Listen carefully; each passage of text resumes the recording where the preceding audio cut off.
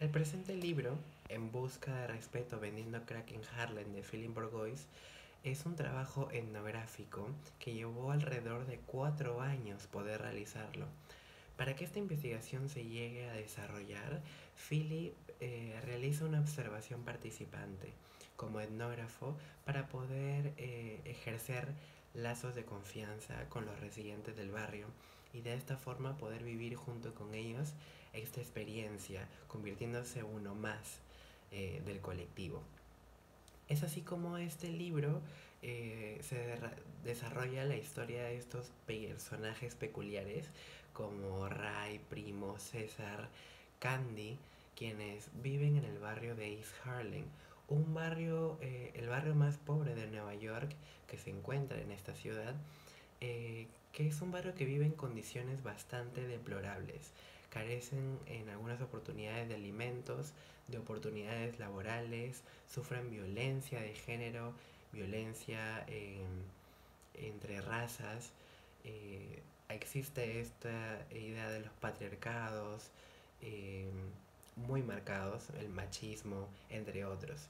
Pese a todos estos aspectos negativos que se desarrollan a lo largo del diario de campo de Philip, los residentes de East Harlem, una minoría para ser un poco más específicos, se dedica a desarrollar una economía ilegal, una economía subterránea como lo es la venta del crack, viviendo como un colectivo resignado y estancado. Bien, en la primera pregunta como personaje principal tenemos a Philip Bourgois, quien es el personaje principal y el narrador de la historia. Él es el antropólogo que hizo la investigación durante 4 años de observación participante en el barrio de East Harlem. También tenemos a Ray, quien es el dueño de las casas de crack. En el libro lo presentan como analfabeto y también con esta imagen de miedo y respeto que impone en el barrio de East Harlem. También tenemos a Primo, quien es la mano derecha de Ray, el que le tiene más confianza, quien es el administrador del salón de juegos. Tenemos también a César, quien es el mejor amigo de Primo y que se dedica a vigilar el salón de juegos. Por último, como personaje principal tenemos a Candy, quien es la amiga de la infancia de Ray y una de las mujeres que vende crack en la zona de East Harlem. Como personajes secundarios tenemos a Willy, apodado también como OD, y en el libro lo presenta como este personaje súper adicto al crack, casi incontrolable.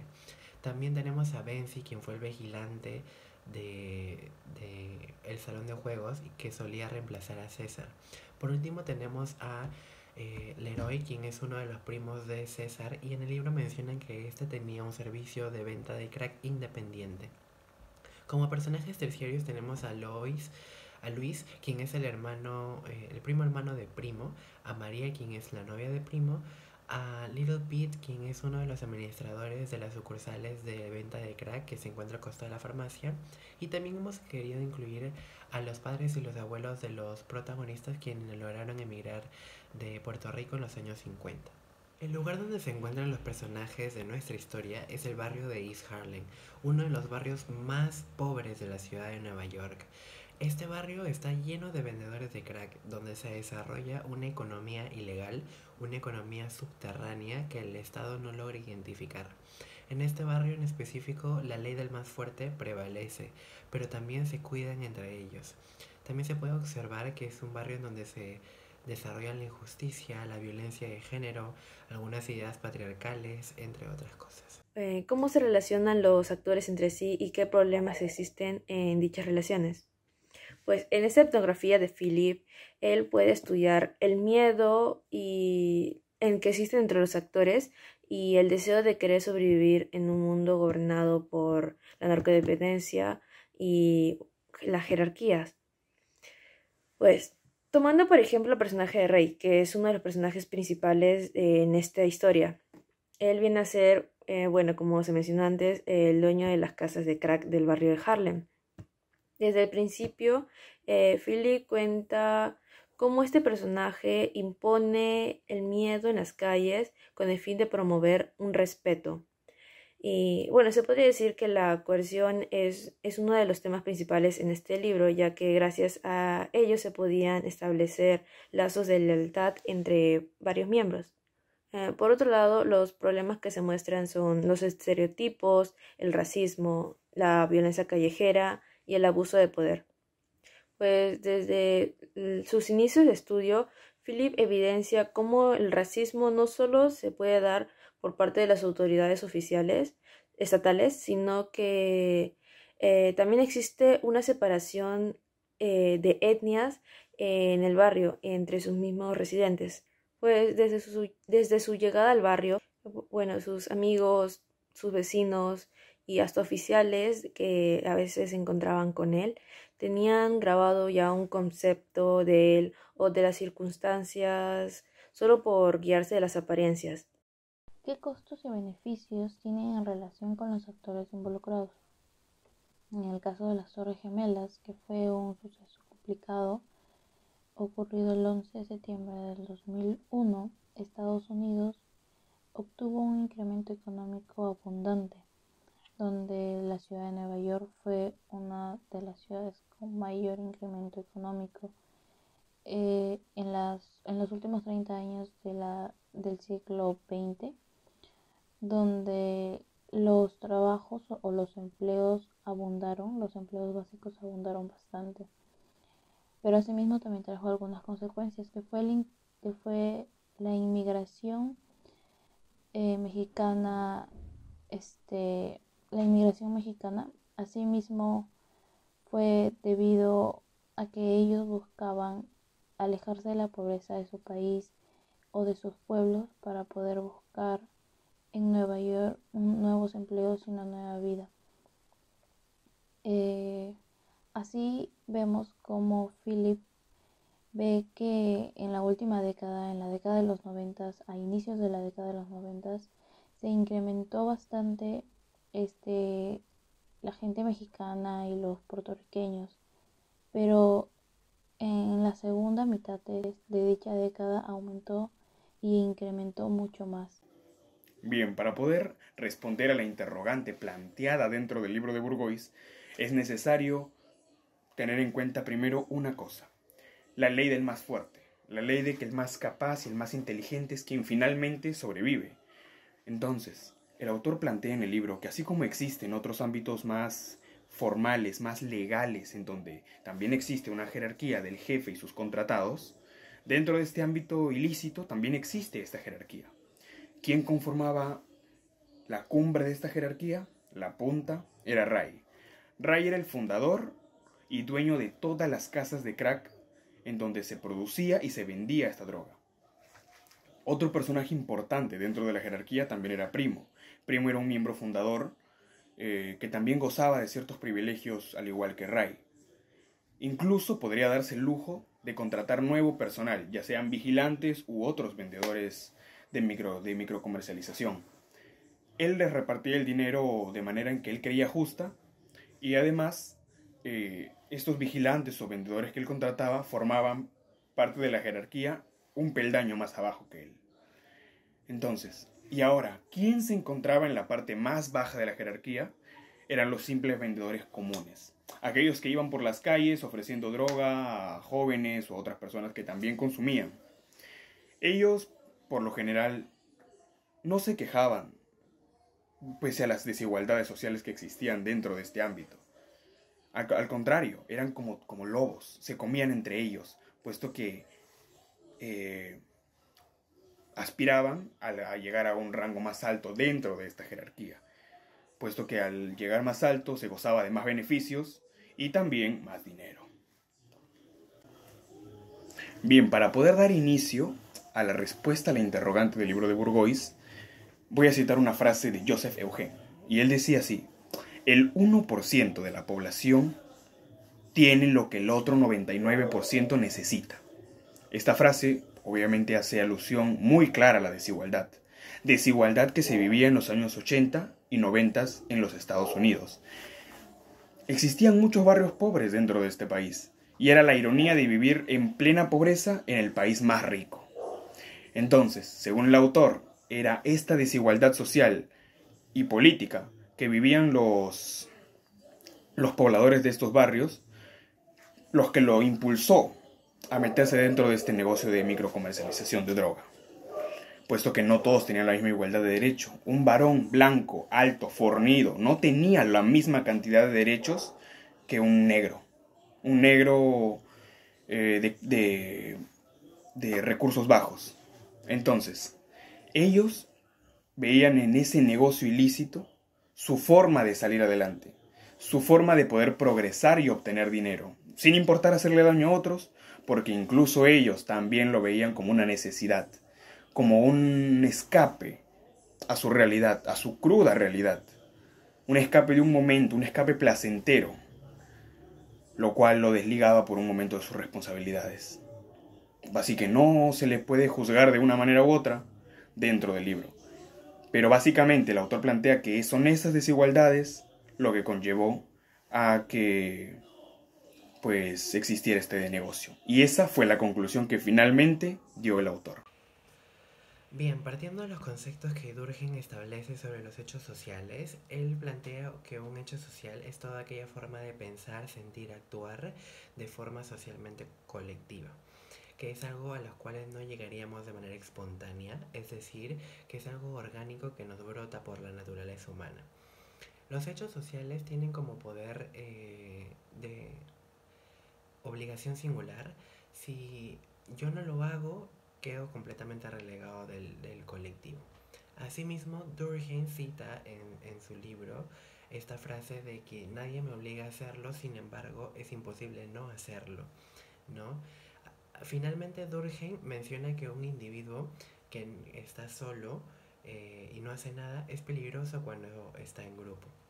Por otro lado, en cuanto a Mauss, él establece que las relaciones sociales se desarrollan mediante los intereses sociales.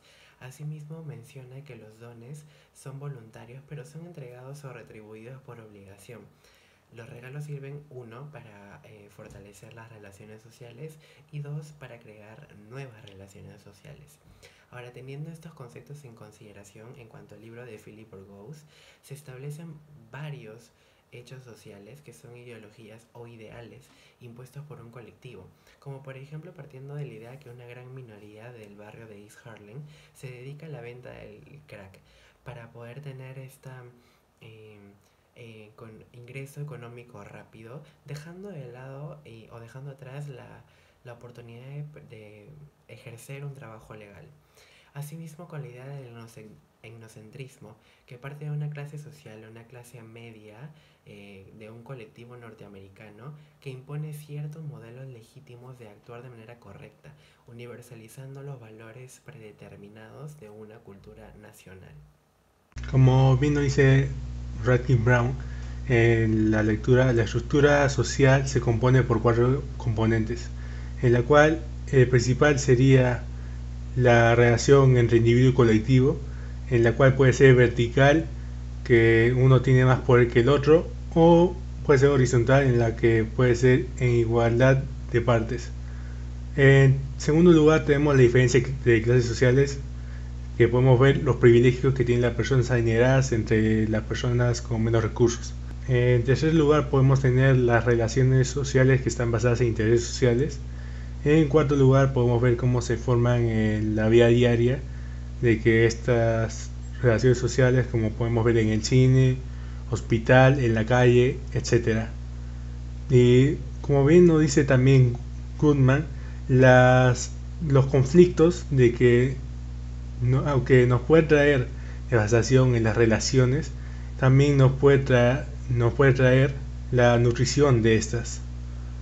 Bueno, en este caso de la lectura podemos ver cómo las personas del barrio de Harlem, de que son demigradas, son, como bien en el barrio de East Harlem hay una gran diferenciación social, al ser estos marginados en enclaves deprimidos, ecológicos y políticamente estando aislados de la sociedad estadounidense. Esto de que es un acto de racismo ante esta sociedad, pero estos de que fomentan un acto de rebeldía al formar su creatividad, y esto llegando al cine y televisión, y también haciendo un mercado musical. Partiendo de los conceptos que nos está dando Levi Strauss, en crear símbolos eficaces, útiles, que aunque no sean reales, de que alguien los pueda creer, como nos cuenta la historia de dos indias, las cuales tienen complicaciones para que nazcan sus hijos, y estas van ante un chamán, el cual las ayuda diciendo, en vez como un médico normal, de que él diciéndoles una historia sobre un demonio, el cual tiene más a sus hijos, y al ayudarlas a librar la batalla para que le vuelva a dar las almas. Lo que Levi Strauss nos quiere decir con esto es que aunque esto no sea real, de que es eficaz, y es como que una religión en la que nosotros igual creemos que de que aunque no lo veamos ni toquemos, de que para nosotros es real. Lo que nos quiere decir Mary Douglas es, aunque un hombre peligroso, de que sin limitaciones, de que pues puede romper varias barreras de la sociedad, como bien puede ser por ejemplo el Joker, que Joaquin Phoenix puede ser un gran ejemplo. Según los conceptos que Bourdieu planteó, no existen las clases sociales según la idea marxista, al menos ya no más, pero las clases sociales existen en el sentido de que hay grupos de personas con distintos estilos de vida y hábitos, y que hay estilos de vida que están mejor posicionados que otros. Las clases dominantes son quienes eligen qué estilos de vida están por encima de otros. Son las que deciden qué es considerado de buen gusto o mal gusto, ya que las personas se distribuyen en el espacio social bajo dos principios: capital económico y capital cultural. Y mientras más capital, más poder. Sin embargo, no se trata de cuánto capital tienes, sino de cuánto vale el capital que tienes. Las clases sociales se reproducen de la misma manera en general, pues la forma más típica que las clases sociales tienen para reproducirse es mediante el matrimonio, ya que esto conlleva que tengan bebés. Y sí, esta forma de reproducción biológica ayuda o provoca que las clases sociales también se reproduzcan. La razón es que las personas se relacionan con personas de su misma clase social, es decir, con personas que tienen su mismo estilo de vida.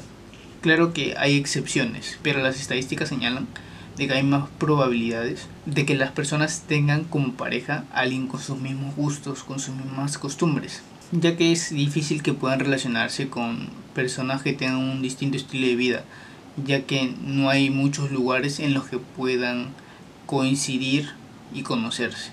Y en el libro de Bourgois tenemos prueba de ello, ya que vemos a personas casarse, tener relaciones con personas de su mismo entorno, de su misma clase social.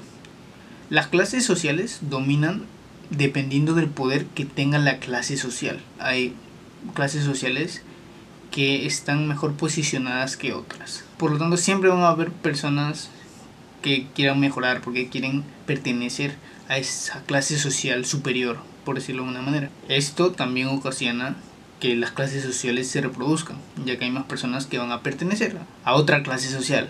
En el libro observamos casos de personas superándose, ya que vemos casos de personas emigrando a los Estados Unidos. Un ejemplo que podemos ver es la mamá de Primo, ya que nos cuentan la historia de cómo ella viajó de Puerto Rico a Nueva York y cómo ella salió adelante, crió a sus hijos. Y también vemos cómo las clases sociales con poder imponen qué es lo que está bien, qué es que está mal, cuando Primo menciona que sus hermanas eran exitosas según los criterios locales, porque ellas ocupaban puestos de tiempo completo y además tenían familia.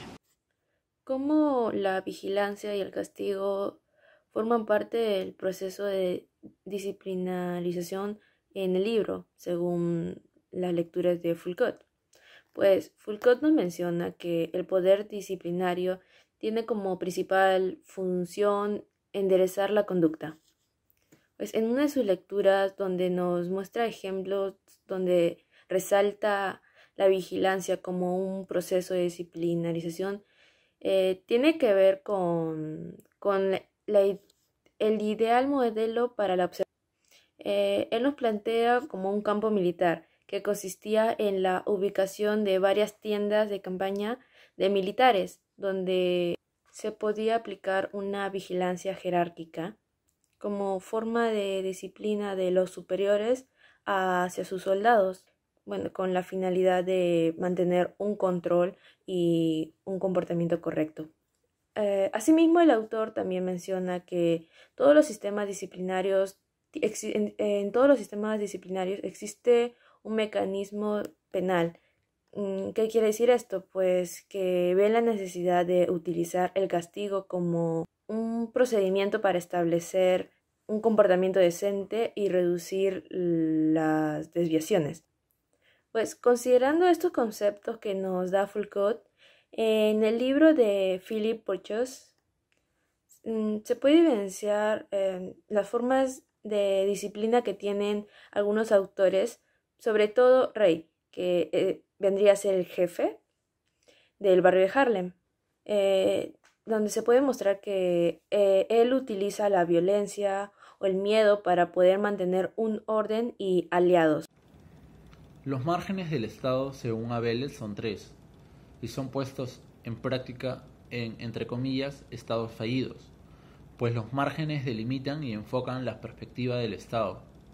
En ellos podemos encontrar como primero al centro y periferia, que hace referencia al territorio que aún el Estado debe intervenir. Segundo, tenemos al público y privado, que son espacios y formas que ha experimentado el Estado como desecho en la ilegibilidad, tanto en sus prácticas como en sus documentos. Luego tenemos legal e ilegal, que habla sobre los espacios entre los cuerpos y disciplina. Las prácticas individuales y colectivas de resistencia se inician principalmente con los jíbaros, quienes son salvajes del pueblo y resisten al trabajo asalariado, como la cultura callejera, que se opone a la marginación de la sociedad estadounidense. La cultura callejera de resistencia conlleva rabia y organiza la propia destrucción de sus integrantes y de la comunidad que los acoge. Es decir, pese a que la cultura callejera surge de una búsqueda de dignidad y del rechazo al racismo y opresión, a la larga se convierte en un factor que perjudica tanto a ellos personalmente como a la comunidad que los acoge. Gracias.